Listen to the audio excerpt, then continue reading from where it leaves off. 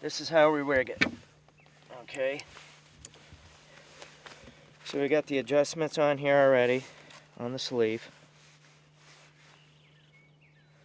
Through the tender part of his lip.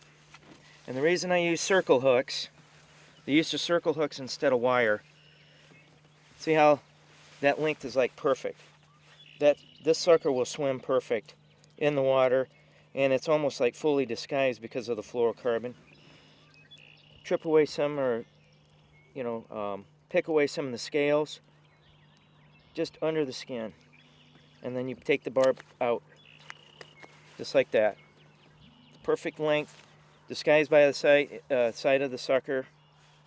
It's got enough room on it, on the slack in there, that it'll swim perfect.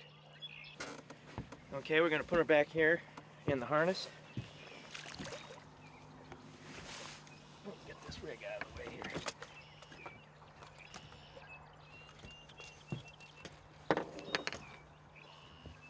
All right.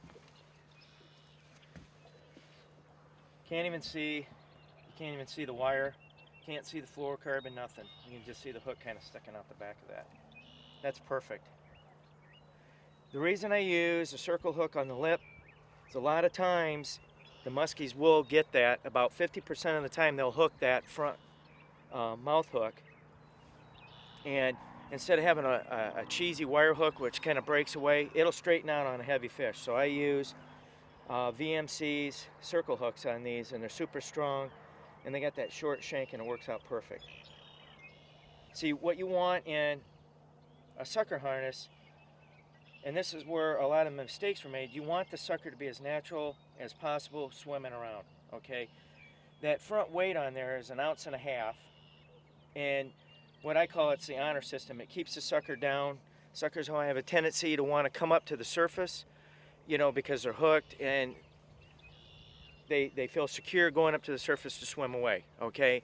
And when, if you keep them down in the strike zone, they have that weight, and it's easier for the muskies to also track them down and grab them. I know that sounds a little bit crazy, but the smaller, you can put 3/4 ounce weights on there. The kit comes with 3/4 ounce weight for your smaller suckers. Anything under 10 inches, I'd put the small 3/4 ounce on, okay?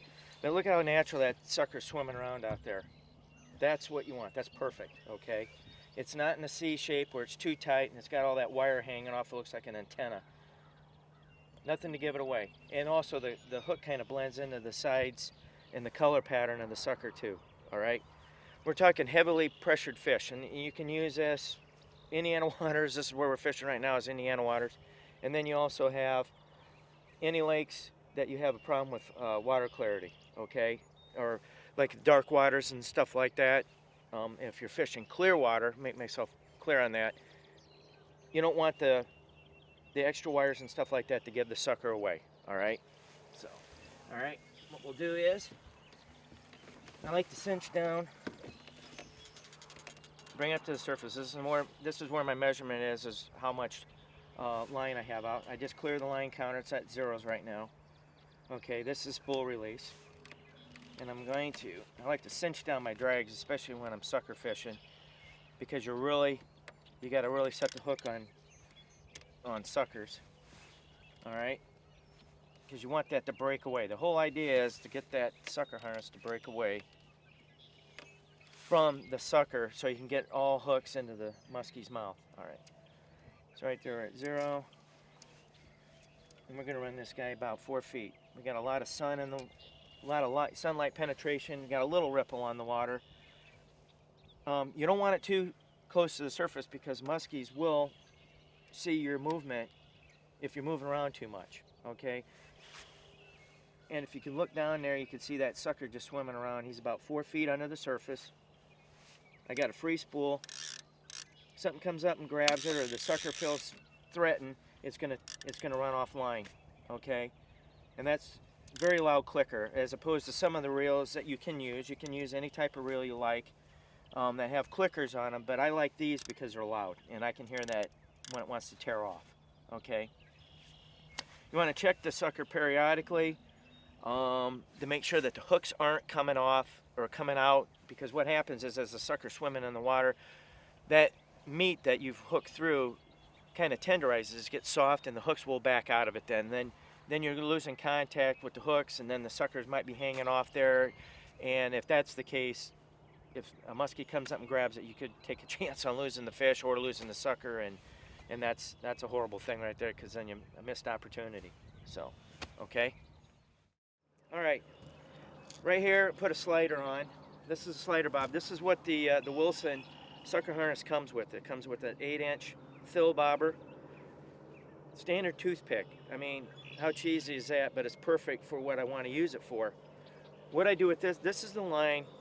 This is what I call the drag line out behind the back of the boat.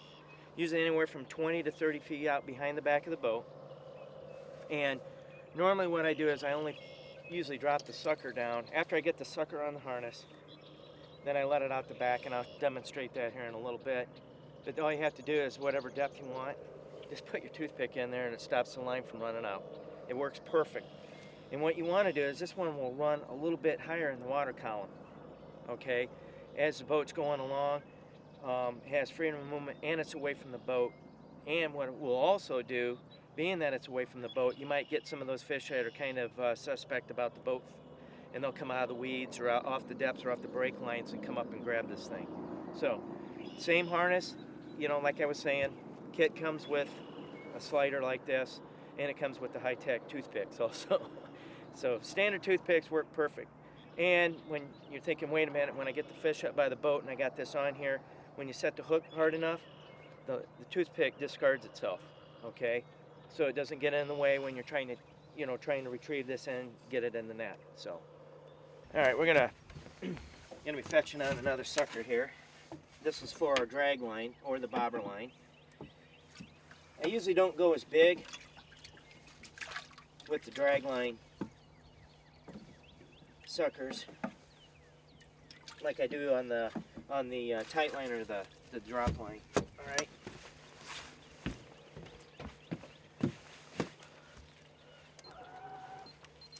All right, what we'll do here, we have this, we have a line sleeve, kind of just do a quick measurement. That's quite a bit. That's quite a bit. We got to adjust this down, kind of shrink this. There again, just pull that sleeve down a little bit, fit the sucker.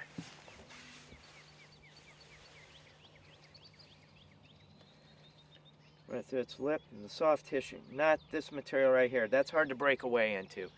Like when you want to set the hook and pull it, if that's hooked in that cartilage material right there, it's hard to get that hook to rip free. The idea is get a clean hook set, okay? Okay, brush away some of the scales right under the skin. And you want that barb to just pop out and just set, just like that, okay? Now,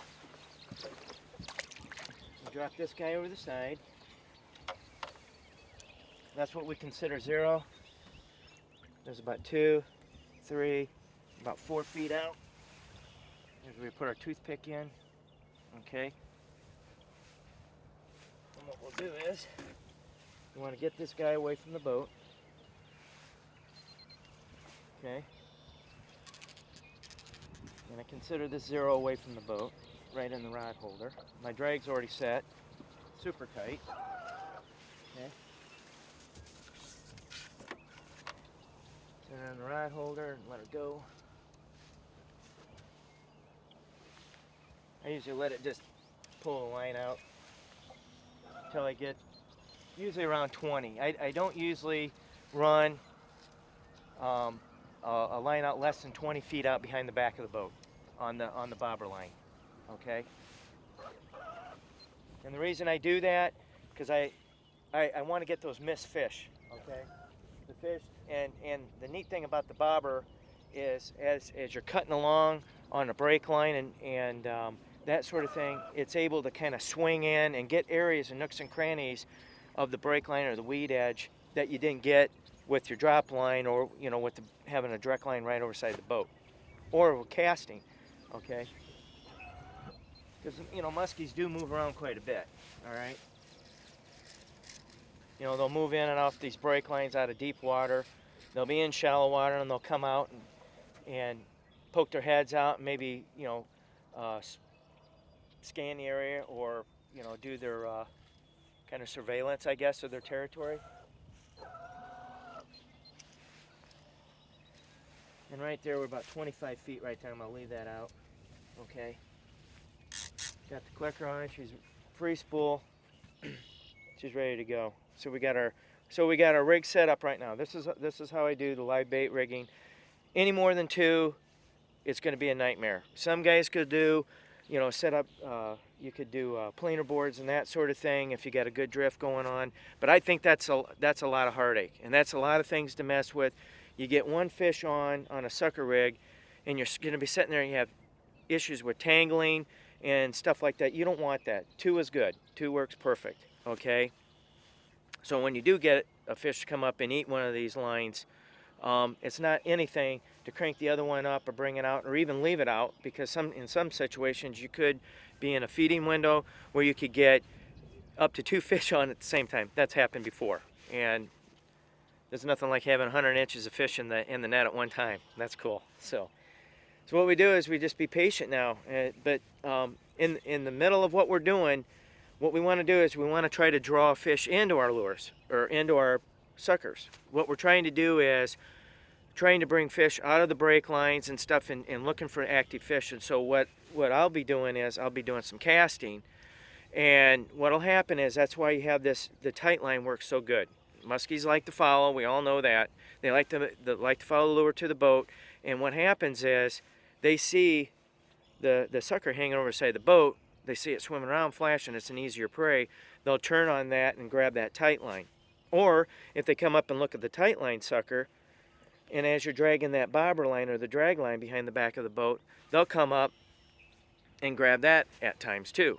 So, you know, it's like a 3-edged sword. So you got lures, you got a tight line on your sucker here, 3-4 feet down, and then you got the one that you're dragging out 20 to 30 feet behind the back of the boat. It works perfect. It's a perfect system.